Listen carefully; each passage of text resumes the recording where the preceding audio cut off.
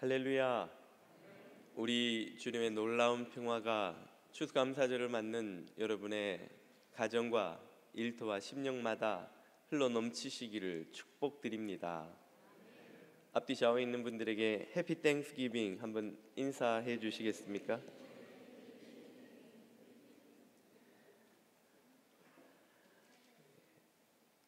네, 땡스기빙이 목요일인데 주일은 한 주 앞서 지키지요. 예. 한 번 더 이번엔 이렇게 하면 어떨까요? 곁에 앉아 주셔서 감사합니다. 예, 내 곁에 아무도 안 앉으면 어떻겠어요? 예. 얼마나 감사하지요. 오늘 우리에게 주시는 하나님의 말씀은 사도행전 16장 22절에서 26절까지의 말씀입니다.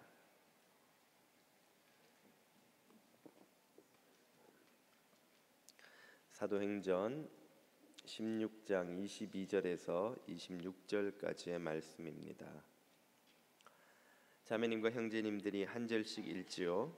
무리가 일제히 일어나 고발하니 상관들이 옷을 찢어 벗기고 매로 치라 하여 많이 친 후에 옥에 가두고 간수에게 명하여 든든히 지키라 하니 그가 이러한 명령을 받아 그들을 잡은 그 발을 착고에 든든히 채웠더니 한밤중에 바울과 실라가 기도하고 하나님을 찬송하며 죄수들이 듣더라.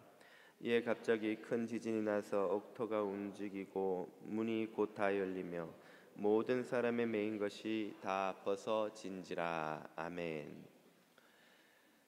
제가 아는 어느 집사님이 배가 아파 병원을 갔더니 장에 큰 혹이 여러 개가 있다는 진단을 받았습니다. 이걸 그냥 두면 암으로 발전할 수도 있기 때문에 미리 수술을 해서 떼내는 게 좋다는 것이죠.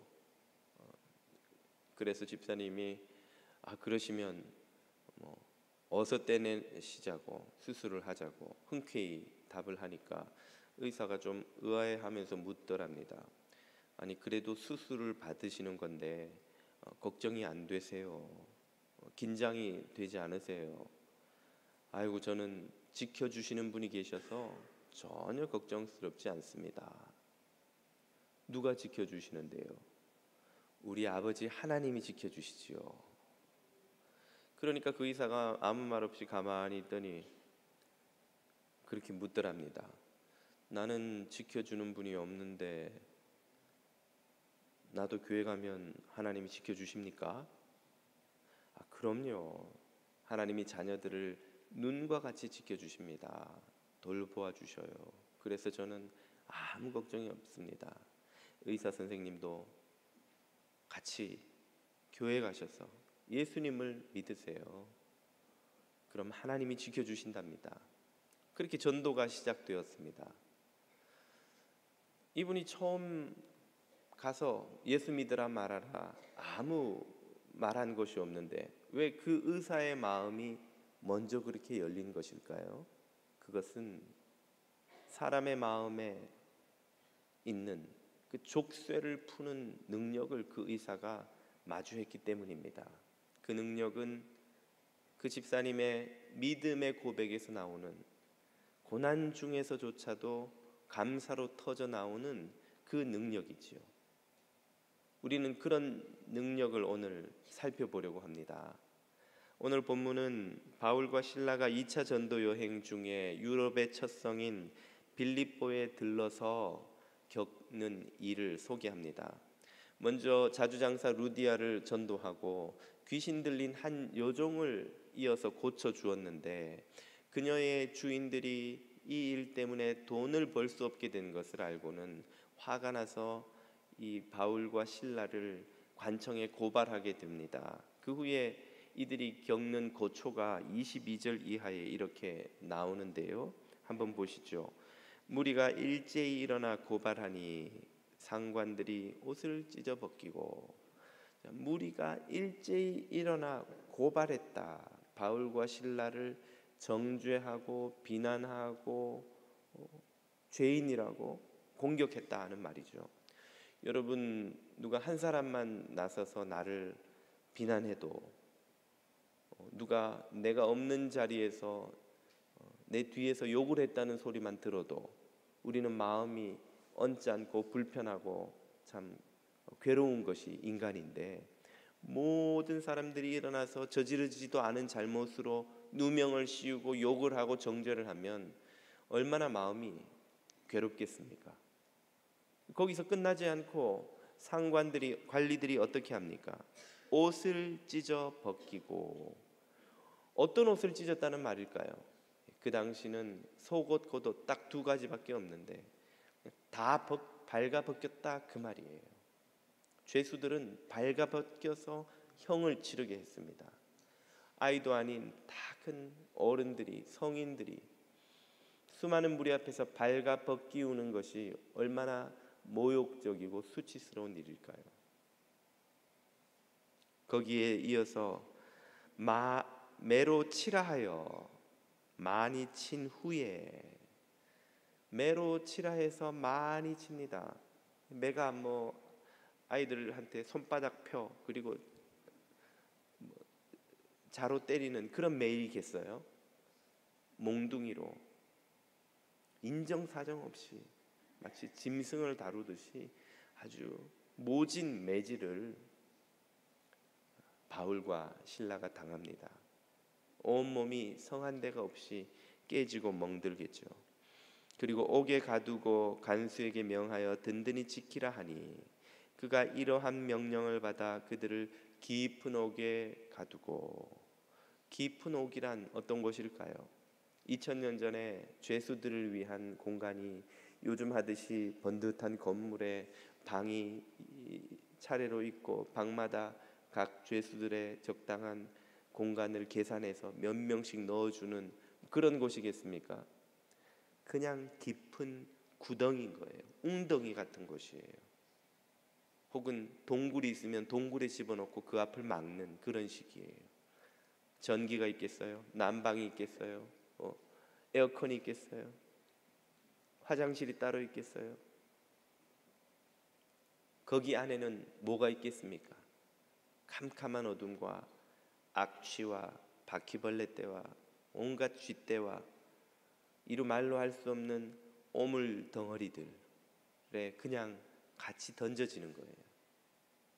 거기다 발에 착고를 든든히 채웠다 그랬습니다. 이 착고는 춘향전 같은 사극을 보시면 목에 옛날에 그 나무로 된 긴 칼을 씌워서 꼼짝 못하게 만드는 그런 도구들이 있죠. 그걸 구멍을 발을 두 개 뚫어서 사람 발을 집어넣고 꼼짝 못하게 딱 가두는 것입니다. 그걸 긴 나무를 여러 사람이 차례로 나란히 앉아서 발을 집어넣게 하고 잠그는 것이죠. 그러면 앉은 채로 꼼짝도 못하는 거예요. 이런 웅덩이에 화장실이 따로 있었겠어요? 볼 일이 급하면 간수가 와서 네 죄수님 화장실 가셔야 되는군요 하고 풀어주고 데려갔다가 일 처리하고 돌아오고 그렇게 했겠어요? 그냥 앉은 채로 다 해결하는 거예요. 그러면 그 웅덩이의 형편이 어떠했겠습니까? 말로 할 수 없는 악취와 오물 위에 그냥 앉은 채로 누워 자는 거예요. 그러면 감옥에 들어간 사람은 대개 맞아서 몰매의 후유증으로 혹은 그 안에서 불결한 상태에서 생기는 전염병으로 혹은 밖에서 음식을 넣어주는 가족이 없으면 굶어서 죽어 나오는 곳, 그런 곳이 고대 감옥이라는 곳입니다. 우리가 지금 바울과 실라가 겪은 이런 일들 중에 하나만 겪어도 어떻게 했어요? 죽고 싶지 않겠어요? 인간이 이런 대접을 받으며 이런 수모를 겪으며 이런 고초를 겪으며 내가 살아야 되는가? 아마 그런 생각을 우리 같으면 할 겁니다. 이런 일을 겪고 바울과 실라는 어떻게 하나요? 25절을 보십시오. 한밤중에 바울과 실라가 기도하고 하나님을 찬송하며 죄수들이 듣더라. 바울과 실라는 기도하고 찬송합니다. 어떻게 이 상황에서 기도가 나오며 어떻게 더구나 찬송이 나올지요. 바울과 실라에게서 일어나고 있는 이 일은 인간의 힘으로 가능한 것이 아닙니다. 그것은 다른 차원의 능력이 그 안에서 역사하고 있기 때문에 드러나는 현상이지요. 도대체 이들은 무슨 기도를 드리고 무슨 찬송을 했을까요? 본문에는 그 내용이 나오지 않기 때문에 확실히 알 수 없지만 비슷한 상황을 겪은 다른 사도들의 반응을 보고 유추해낼 수 있습니다. 먼저 그들이 무슨 기도를 했는지 보여주는 비슷한 상황을 한번 살펴보시죠. 사도행전 3장 4장을 보면 베드로와 요한이 한 장애인을 성전에서 치유하고 시기하는 종교 지도자들에 의해 체포되었다가 이틀간 감옥에 갇혀 고초를 겪고 몇 차례나 협박을 받고는 풀려납니다. 이런 상황에서 우리가 기도를 드린다면 어떤 기도부터 드릴까요? 일꾼 모임에서 구역 일꾼들에게 여러분 같으면 어떤 기도를 드리시겠습니까? 라고 했더니 제일 먼저 나오는 대답이 복수요 그러시더라고요. 복수. 그럴 법도 하죠. 그렇게 몰매를 맞고 협박을 당하고 모욕을 당했으면 마음속에 하나님이 저 인간을 좀 심판해 주십시오 하는 복수의 마음, 복수의 기도가 나올 법하지 않겠습니까?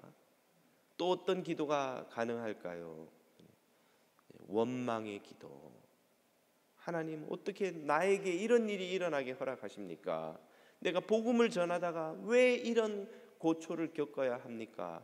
하고 원망할 것 같다는 것이죠. 아마 그보다 좀 나은 기도라고 한다면 우리가 아마 제일 많이 드리는 기도는 세 번째겠죠. 빨리 이 고초가 끝나게 해주십시오. 빨리 이 고단을 좀 벗어나게 해주십시오 하는 기도일 터인데 바울과 실라는 어떤 기도를 드렸을까요? 사도들이 드린 기도를 보면 알 수 있습니다. 사도행전 4장 29절입니다. 주여 이제도 그들의 위협함을 굽어 보시옵고 또 종들로 하여금 담대히 하나님의 말씀을 전하게 하여 주시오며. 이것이 사도들이 베드로와 요한이 풀려나면서 드린 첫 번째 기도예요. 그 기도의 내용이 뭡니까? 저들의 위협에도 불구하고 우리가 주눅들지 말고 용기 잃지 말고 복음을 계속 더 열심히 전하게 해 주십시오 하는 기도입니다. 그들의 기도는 그들이 주님으로부터 받은 사명을 실천하는데 성취하는 것이 무엇보다 중요하다는 것을 고백하는 믿음의 기도지요. 우리의 기도와 얼마나 많이 다른지요. 참 믿음이 없이는 드릴 수 없는 기도입니다. 그들은 또 무슨 찬양을 드렸을까요? 사도행전 5장으로 가보면 사도들이 다시 복음을 전하다가 또 체포가 되어서 모욕과 협박을 당하고 이번에는 모진 채찍질을 당하고 풀려나는 장면이 나옵니다. 풀려나면서 그들이 보여준 가장 먼저 드러나는 반응이 무엇인가요? 5장 41절을 보면 이렇게 나옵니다. 사도들은 그 이름을 위하여 능욕받는 일에 합당한 자로 여기심을 기뻐하면서 재판장 공회 앞을 떠나니라. 기뻐하면서. 아니 채찍질을 맞아서 온몸이 지금 피투성이가 됐는데 어떻게 그게 기쁘다는 말이에요? 어떻게 기뻐할 수가 있어요? 슬퍼하고 분노하고 좌절하고 절망하지는 못할 망정 말이죠. 왜 그들은 기뻐하는 것입니까? 내가 고난받는 것을 보니 그리스도의 종이 맞기는 맞구나. 내가 그리스도를 위해서 고난받을 수 있는 자가 되었구나 하는 깨달음에 그들은 기뻐하고 있다는 말입니다. 비유하자면 아이가 자라서 성인이 되어 직장에 취직해서 열심히 일해서 첫 달 월급을 받아서는 그것으로 부모님의 용돈과 선물을 아주 풍성하게 준비해서 드릴 때의 그 마음이라고 하겠습니다. 철없는 아이 같으면, 철없는 자녀 같으면 이렇게 생각하겠죠. 아이고 내가 이 용돈, 이 선물 부모님께 안 드리면 친구들이랑 더 재밌는 데 가서 더 맛있는 거 먹고 술도 많이 마시고 즐길 수 있을 텐데 월급에 이렇게 많은 걸 부모님께 드려야 돼? 철부지라면 그런 생각을 하겠지만, 철이든 제대로 된 생각을 가진 자녀라면 지금까지 나를 낳아주시고 길러주시고 사랑과 정성으로 돌보아주신 부모님의 그 은혜를 생각할 때 드디어 내가 내 힘으로 돈을 벌어서 부모님께 선물을 사드리고 용돈을 드리고 그래서 부모님을 기쁘시게 해드릴 수 있게 되었으니 얼마나 감사한가. 말할 수 없이 기쁘겠죠. 그것이 제대로 된 생각을 가진 자녀의 반응이겠죠. 지금 사도들이 가진 마음이 바로 그것입니다. 주님이 날 위해 십자가를 지시고 목숨을 주시기까지 사랑하셔서 구원의 은혜, 하나님 자녀 되는 은혜를 주셨는데 내가 무엇이라도 그 은혜를 조금이라도 갚고 싶은데 주님을 위해 나도 고난받을 수 있게 되었으니 이 고난으로 주님 앞에 나도 조그만 것이라도 드릴 수 있게 되었으니 얼마나 감사한가, 얼마나 기쁜가. 이게 지금 사도들의 마음에 있는 기쁨인 거예요. 사도들의 마음에 있는, 장군이 자신을 위해 전쟁터에서 수없이 목숨을 걸고 자기를 지켜준, 자기를 키워준, 그래서 장군을 만들어준 그 왕에게 보답하기 위해 전쟁터에 나가서 부상을 입었습니다. 팔이 부러지고 칼에 찔리고 상처를 입어 돌아오는데 내가 재수가 없어서 이 전쟁터에 나가서 이렇게 상처를 입었다고 말하지 않고 내가 나의 충성하는 왕을 위해, 내 목숨이라도 바치고 싶은 왕을 위해 싸우다가 이렇게 부상을 입었으니 이것이 얼마나 영광스러운 부상이며 상처이며 나의 명예이며 훈장이며 자랑인가. 그렇게 충성스러운 왕을 위해서, 자신이 충성하는 왕을 위해서 그 왕을 위해 부상당하는 것을 영광으로 여기는 장수와 같은 그런 마음으로 지금 사도들은 이 고난을 받아들이고 있는 거예요. 내가 주를 위해 고난받게 되었으니 얼마나 기쁜가. 사도 바울이 빌립보서에서 실제로 이렇게 말합니다. 그리스도를 위하여 너희에게 은혜를 주신 것은 다만 그를 믿을 뿐 아니라 또한 그를 위하여 고난도 받게 하려 하심이라. 주님으로 인해 은혜를 받았으니 주님으로 인해 고난받는 것도 당연하지 않냐는 거예요. 주님이 내게 이렇게 큰 은혜를, 생명 주시는 은혜를 주셨으니 주님을 위해 내가 고난받는 것이 무엇 불평할 거리냐. 오히려 기뻐하고 감사하고 주를 위해 고난받을 수 있으니 얼마나 영광스러우냐 하는 고백인 것이죠. 이런 믿음이 있었기에 그들은 이 혹독한 참혹한 처참한 고초 가운데서도 주님께 찬양을 드리는 것입니다. 이 사도들의 찬양이 우리들의 찬양과 얼마나 많이 다른지요. 우리도 감사하고 찬양하지요. 언제 합니까? 우리는 고난이 끝날 때 하죠. 고난이 지나가야 감사하고, 우리는 돈을 벌어야 감사하고, 우리는 성공을 해야 감사하고, 우리의 기도가 응답되어야 감사하죠. 고난 중에는 감사가 아니라 원망과 탄식과 눈물만 나오죠. 왜 내게 이런 고난을 허락하시고 왜 내가 이런 어려움을 겪어야 합니까? 주님 빨리 지나가게 해주십시오. 빨리 고난으로부터 벗어나게 해주십시오. 우리의 기도와 찬양이 사도들의 그것과 얼마나 다른지요. 우리가 진짜 기뻐해야 하는 이유가 무엇인지 모르기 때문에 그렇습니다. 제자들이 주님의 명을 받고 나아가 전도하면서 엄청난 성령의 능력이 나타나는 것을 보고 흥분해서 예수님에게 달려와 보고하자 예수님이 이렇게 말씀하시죠. 진정해라. 누가복음 10장입니다. 그러나 귀신들이 너희에게 항복하는 그것도 기쁜 일이지만 그보다 더 기뻐해야 하는 일이 여기 있는데 너희 이름이 하늘에 기록된 것으로 기뻐하라 하시니라. 아멘.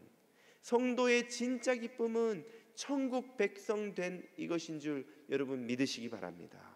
집을 사도 기쁘죠. 차를 사도 기쁘죠. 돈을 벌어도 기쁘죠. 자녀가 잘 돼도 기쁘죠. 사업에 성공해도 다 기쁘지만 다 감사의 제목이지만 그 어떤 것도 천국 백성 되어 하나님의 자녀 되어 그리스도의 종이 되어 사명 감당하며 살아가는 이것보다 기쁜 일이 있을 수 없다는 거예요. 그런데 왜 우리는 그것으로 기뻐하지 못할까요? 그 기쁨의 비밀을 모르기 때문입니다. 그것이 얼마나 놀라운 복인지 모르기 때문에 그런 것입니다. 이런 믿음을 가지고 그 기쁨의 비밀을 알고 믿음의 기도, 믿음의 찬양을 드리면 거기에 비로소 능력이 나타나는 거예요. 어떤 능력이 나타납니까? 본문 25절과 6절을 보십시오. 한밤중에 바울과 실라가 기도하고 하나님을 찬송하는데 그것을 그 옥에 같이 갇혀 있는 죄수들이 들었습니다. 죄수들이 들었어요. 그 기도와 찬송 소리 때문에 지진이 시작됩니다. 여리고를 돌던 백성들이 하나님의 명령대로 함성을 지르자 여리고 성벽이 무너져 내린 것처럼 이 바울과 실라의 기도와 찬송의 함성이 이 죄수들의 마음을 견고하게 둘러싸고 있는 불신앙의 성벽을 흔들어 무너뜨리는 거예요. 그래서 지진이 일어나는 거예요. 26절입니다. 이에 갑자기 큰 지진이 나서 옥터가 움직이고 문이 다 열리며 곧 다 열리며 모든 사람의 메인 것이 다 벗어진지라. 아멘. 지진이 나서 옥문이 열리고 사람들의 족쇄가 풀어지는 이 사건은 물리적으로 일어난 것이기도 하지만 동시에 그들의 영혼에서 일어나고 있는 사건이기도 합니다. 이 기도와 찬송을 듣는 죄수들의 마음속에 지진이 일어나는 거예요. 여러분, 이런 감옥에 갇혀 있는 죄수들의 마음이라는 게 어떤 것이겠어요? 이런 감옥에 갇혀 끌려와 갇히기까지 그들이 살아온 삶의 열매라는 게 어떤 것이겠어요? 마음속에 있는 악과 독과 거짓과 미움과 증오와 원망과 불평과 온갖 사탄의 권세가 족쇄가 되어 그들의 영혼을 묶고 있을 때에 이 기도와 찬송이 지진을 일으켜 그들의 마음에 성벽을 무너뜨리고 족쇄를 풀어버리고 닫힌 눈을 열고 귀를 열어서 하나님의 임재 앞에 그분의 음성을 듣는 자리로 그들을 불러들이는 것입니다. 이런 능력이 나타나 잃어버린 영혼을 구원하는 구원의 역사가 시작되는 것이죠. 바로 이어지는 29절을 보십시오. 간수가 등불을 달라고 하며 뛰어들어가 무서워 떨며 바울과 실라 앞에 엎드린 그는 누구입니까? 바로 얼마 전까지만 해도 상관들의 명을 받고는 바울과 실라를 짐승 패듯이 몽둥이로 패고 멸시하고 모욕했던 그 간수 중 하나가 아닌가요? 그래서 그들에게 착고를 채우고 지키기로 한 그 간수가 아니던가요? 그러던 그가 그 바울과 실라 앞에 엎드려 그들을 데리고 나가 이르되 선생들이여 내가 어떻게 하여 구원을 받으리까 하거늘 이르되 주 예수를 믿으라 그리하면 너와 내 집이 구원을 받으리라 하고 전도가 시작됩니다. 구원받는 집이 나오고 빌립보 교회가 시작되는 거예요. 빌립보서의 배경이 된 무대가 된 그 빌립보 교회가 이 집에서 시작되는 거예요. 능력이 믿음의 기도, 믿음의 찬송 속에 있는 줄 여러분 믿으시기 바랍니다. 이 추수감사절에 교회가 세상에 들려주어야 할 기도와 찬송은 바로 이런 것입니다. 복도 주세요 하는 기도, 그 기도는 믿음 없는 사람들도 해요. 세상 사람들도 다 복도 받기를 원하고 자기들의 신에게 혹은 자신들이 믿는 자신의 능력에 자아에 다 소원을 빌고 있어요. 복을 받으면 감사합니다. 상식 있는 사람이면 누구나 세상에서 거둔 성공으로 다 감사합니다. 믿음의 기도, 믿음의 찬송은 그 수준을 넘어서는 초월하는 것입니다.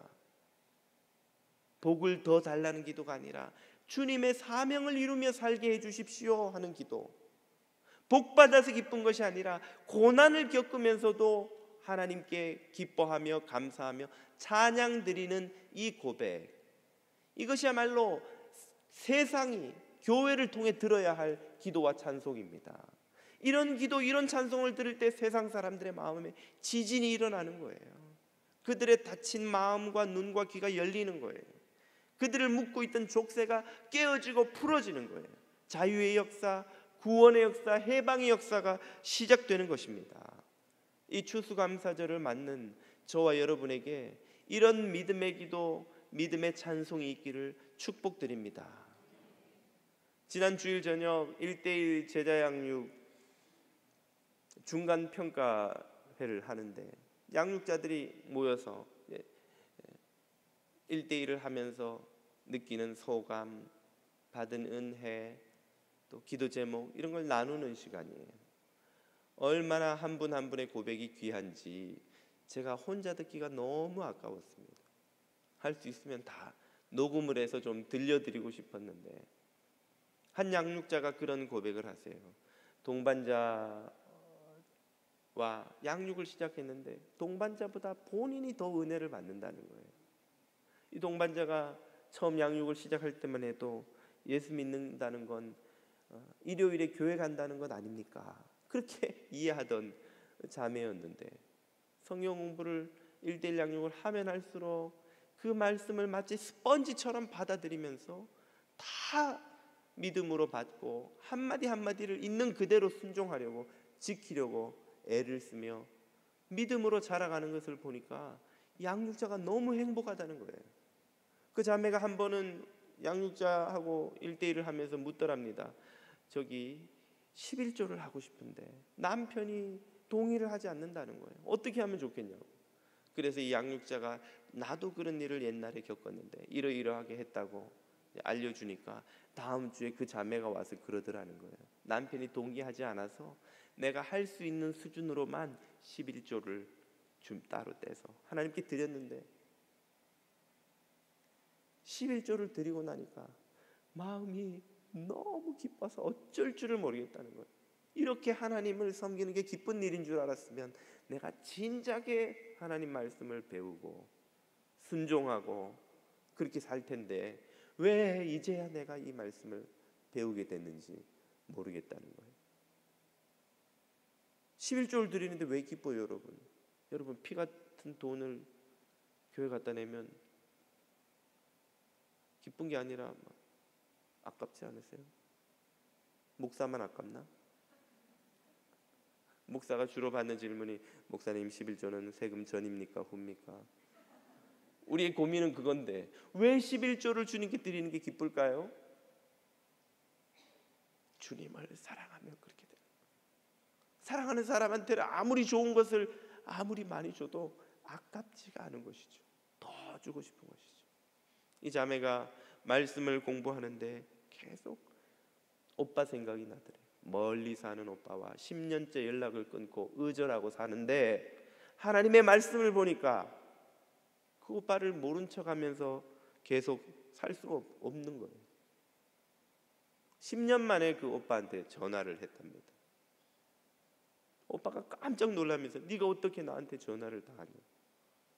오빠 내가 하나님을 믿게 됐는데 하나님의 말씀을 들으면 들을수록 오빠한테 연락하지 않고는 견딜 수가 없어서 내가 연락했어.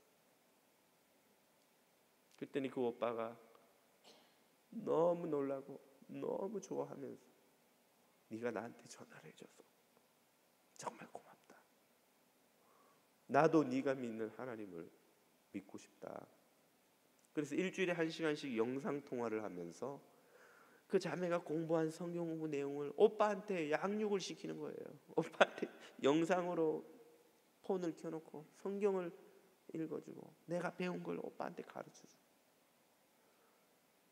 그렇게 하는데 너무 기뻐서 어쩔 줄을 모르겠다고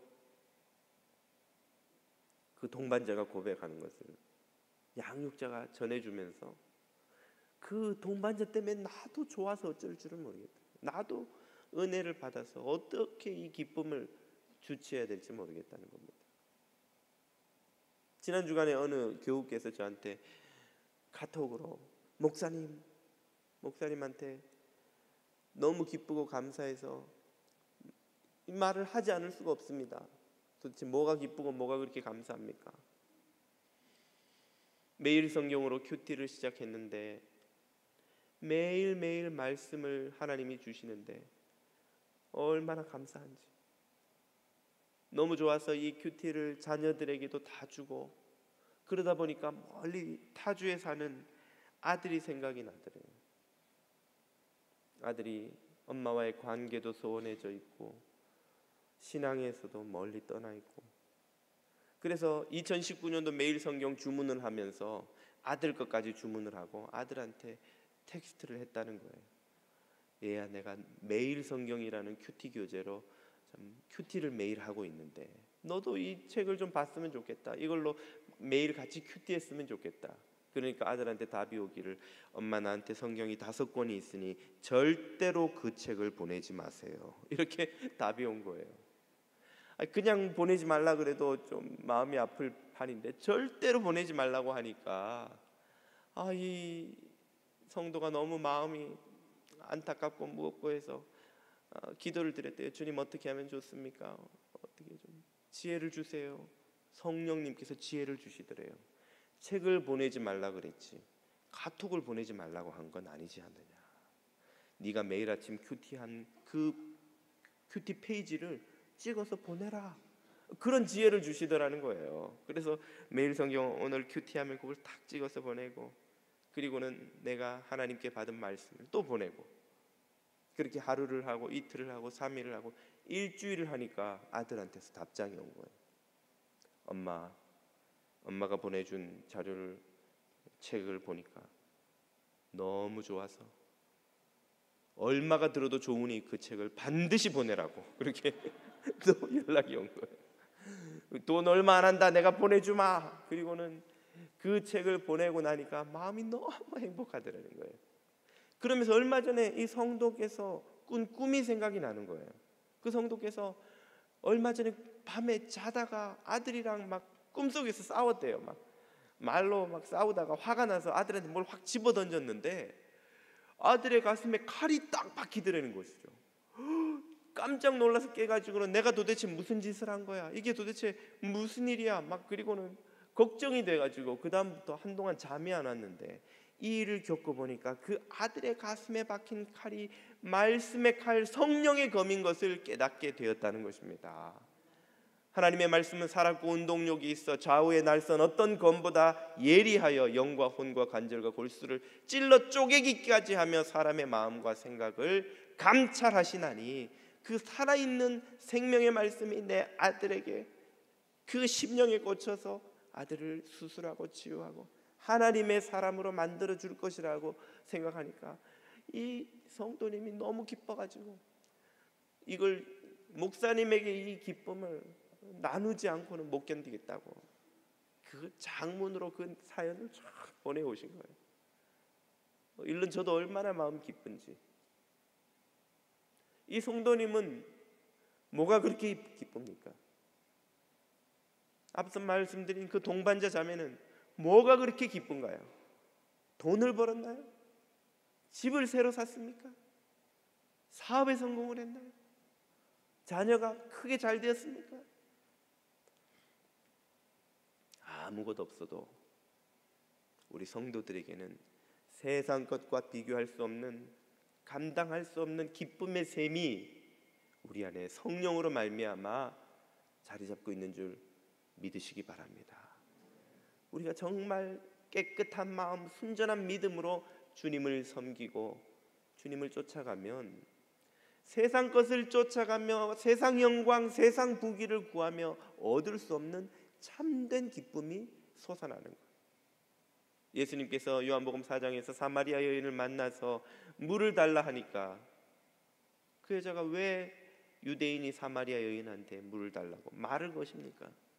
예수님 말씀이, 내가 너에게 주려는 물이 어떤 것인 줄 알았으면 너는 내게 그 물을 달라고 사정했을 것이다. 매일 물 길러 오기 힘듭니다. 그렇게 안 길러도 되는 좋은 물이 있으면 주세요. 내가 너에게 주려는 물은 다시 물 기를 필요 없는, 다시 마시고 목마르지 않는, 영원히 샘솟는 우리의 안에 있는 성령의 샘이라고 예수님이 말씀해 주셨어요. 오늘 저와 여러분이 믿음으로 예수 그리스도를 섬기며 쫓아갈 때에 성령의 기쁨의 셈이 우리 안에 있는 줄 믿으시기 바랍니다. 아멘으로 순종하며 믿음으로 살아가는 성도들에게 이런 바울과 실라의 고초 가운데서도 샘솟는 그 기도와 찬양처럼 기쁨의 고백, 감사의 고백이 끊이지 않고 솟아나게 될 줄로 믿고 축복드립니다. 기도드리겠습니다.